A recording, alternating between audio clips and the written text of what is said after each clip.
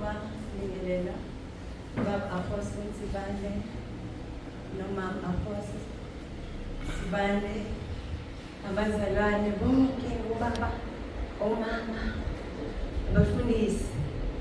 Bengithi ngidojile sengiqedile.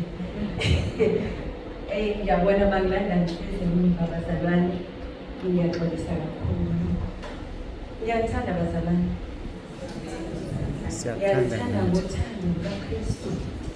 Uthi ubaba Apostle entshumayelweni yakhe Ebenezer, wena uthini? Ngathi Nkosi mina ngithi Isaiah 61 itopic laphana ethi it's a year of God's favor. Kodwa manje le God's favor ngizoyithola kanjani? Ngizoyithola ngo-2024 uma uqala unyaka lozayo uzoqala few hours ezayo manje. Ngikulungele ukungena kuwona. Ukunjani ukulungela ukungena kunyaka ozongena? Ukungena ongcwele. Ungena uhlanziwe yishizono zakho. Ungena ukulungele.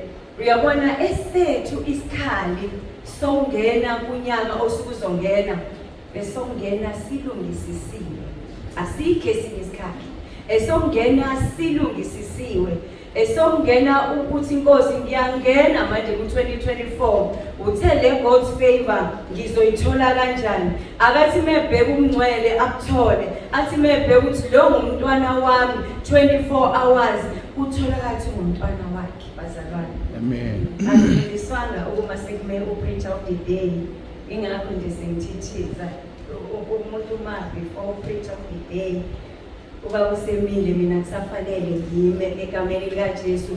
Kodwa ugcizelela abazalwane sisenawo ama-hours akhona usangakhala amahubo 137 ade shiwo baba usangaphindi wa-read verse by verse ukhale yazi ukuthi ngiyamthanda uNkulunkulu wami ngoba uthi bese belenga esiphambalweni uthi kwisilelesi namuhla uzakuba nami eparadise. Yayizwa leyo nto okusho ukuthi akusho ukuthi la few hours osele angeke ngihluleke ukuyilungiselela ukuthi ngene ngibizwe ngomntwana kaNkulunkulu.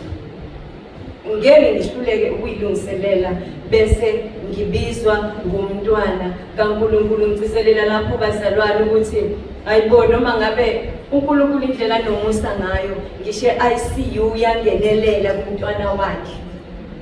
Angenelele nanamhlanje senalama hours amabili ngithuli ngiyakhuleka lapho ngithi Nkosi akubheke mina qala ubheke ukuthi ubaba abafundisi bayabanxusela akubheke mina ukuthi ngikufanelekile ukunxusela abantu bakho noma imini engibaphonse wena noma imini engibalidela ebubini ngokuza ukuthi ubaba emlana uze umfundisi ukhafula inkanuko yakhe okusho ukuthi mase afulile inkanuko yakhe ibandla lisobanjani. Ake sisibheke bazalwane babantu seshumayelile lokhu ngifikile lekhaya kule minyaka esengifikile yona shumayela ngomngcwele shumayela ngokuthi masifa asibonane neNkosi uJesu usifundise mina ngasuse lo umoyingcwele wathi hamba eRichards Bay abamthibandi uyofunda iDress code angiyisoli ngantshela ngathi mina ngizolotshola ngimncane ngingani ngambuza umkhwenyana ukuthi uzongishukulisa yini ngoba ngangibona ukuthi yona into engayifuna mangibona ngangibona ukuthi yona engingayifuna bengishukula mina mangiphuma ekhaya lithi izishukula menginkonzo ngishukula mali ngashongo futhi ngihambe ngekhaya ngoba bengikuthanda abazalwane kuhamba ngekhanda lami bengikuthanda kepha namhlanje ku7 days a week ngiyithwalele ngibona uNkulunkulu even mina sekhaya mengihlezi ngingathwele ngizibone sengithwala futhi sengifaka ngizwe ukuthi uNkulunkulu uyakwazi ukushintsha into owashiyo ushada ngathi ngingakwenza bonke mina ngizalelwe ekhaya ebengagqokwa amacici ngagqokwa amabhluku engenziwa lutho kodwa ukushukula benginelene nabo ingakho ungakhonzanga nje ebandleni lakhona mase ngikushadile ngoba ngangazi ukuthi ngizofike ngishukuliswe ngabaleka ngaya kwamanye silisiwe angazongishukulisa kepha uNkulunkulu yazi akangizwisanga ubuhlungu uhambe nami wangishanela all these years wahamba nami wazofika ngithi qethi wathi fundani ukuthi iyashukuma ekhaya. Bazalwane ngiyabonga. Singajabuleli ukukhuphuka siye eShilo. Singajabuleli ukuthi njengoba sisemotweni sobayi4 omunye wakwenye indawo omunye indawo nje wahlangene. Singajabuleli lokho. Sijabulela ukuthi masinyuka siza eShilo Nkosi uJesu wena uzokwenzani namhlanje? Yini ozohlangabezana nayo yami?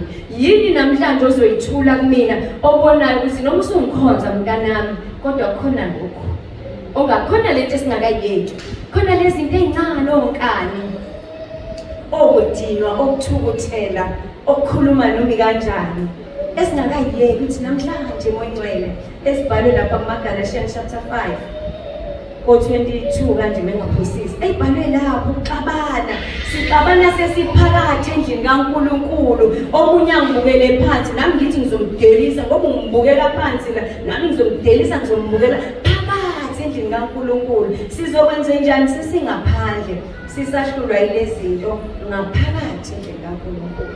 uNkulunkulu akasisize asibekele singene kahle. Bazalwane bengithule ngihleli lapha yami into edala ukuthi njalo nge-31 ngizila ukuthi ngomhla ka-18 Disemba ngashumayela kwaku-2018 Disemba ngashumayela eSwazini.